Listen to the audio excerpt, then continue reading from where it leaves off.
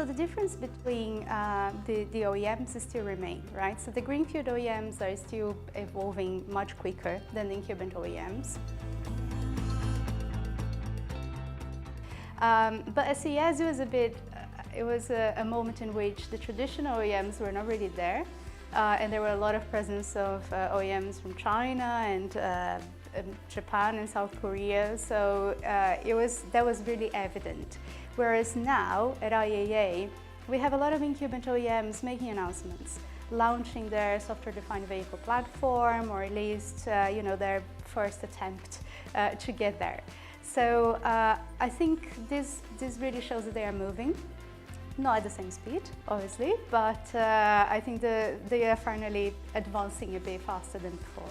We have a lot of buzzwords in the industry, and I would say the mapless is one of those, because it's not that these cars, but the idea is when you have an end-to-end system, you don't necessarily need to use an HD map, high definition map. But doesn't mean that you're not using any map, right? So you're going to use a standard definition map in your vehicle. And even if you don't have a map, if you're creating your map, you are still creating a map.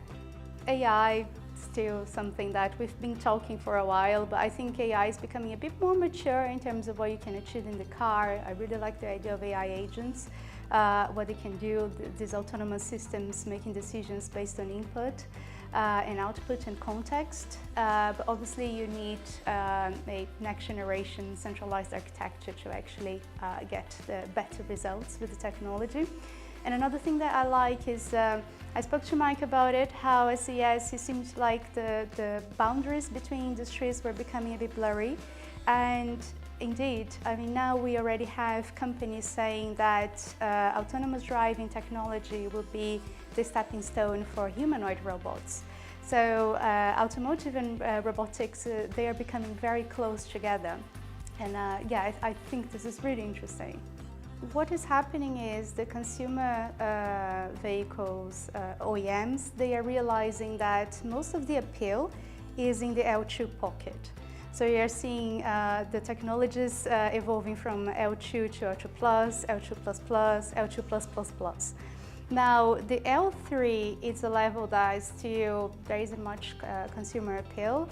The idea that the person can get completely distracted and then having to pay attention into the road is still a bit difficult to understand how this would work. There's a lot of investment, but in the L2 pocket. And then we also have a lot of investments in robotaxis, right? But full autonomy now is being treated as something for, not for the commercial vehicles, because the technology is just really expensive.